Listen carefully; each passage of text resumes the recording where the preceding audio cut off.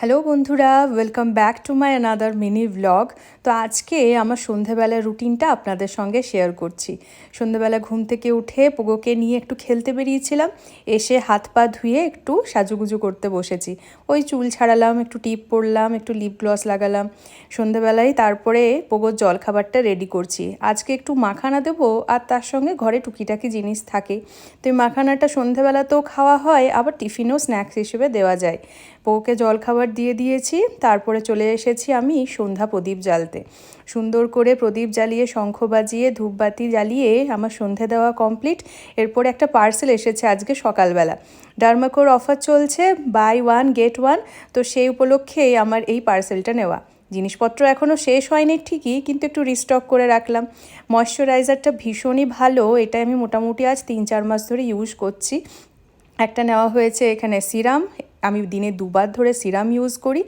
আর তার সঙ্গে নেওয়া হয়েছে এই সানস্ক্রিন। দুটো নেওয়ার কারণ হলো, আমি আর অনির্বাণ দুজনেই ইউজ করি, তো সানস্ক্রিন ভীষণ জলদি শেষ হয়।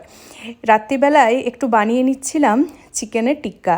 বাইরে রিমঝিম রিমঝিম বৃষ্টি পড়ছে, আর রান্নার দিদি রান্না করে গেছে ভেন্ডি ভাজা আর রুটি। কি করে পোষায় বলুন তো?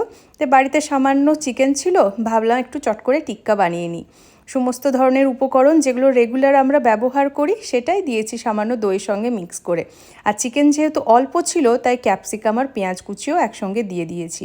ভীষণ ভালো আর টেস্টি হয়ও, আর খুব জলদি এটা হয়ে যায়। এখানে আমি এয়ার ফ্রায়ারে বানাচ্ছি, আপনাদের কাছে এয়ার ফ্রায়ার না থাকলে গ্যাসেও বানাতে পারেন, অনায়াসেই হয়ে যায়। 200 ডিগ্রি সেন্টিগ্রেডে 20 মিনিট মতো দিলাম। তারপরে আবার হয়ে গেলে আবার 10 মিনিট মতো দেবো এক্সট্রা বার্ন করার জন্য।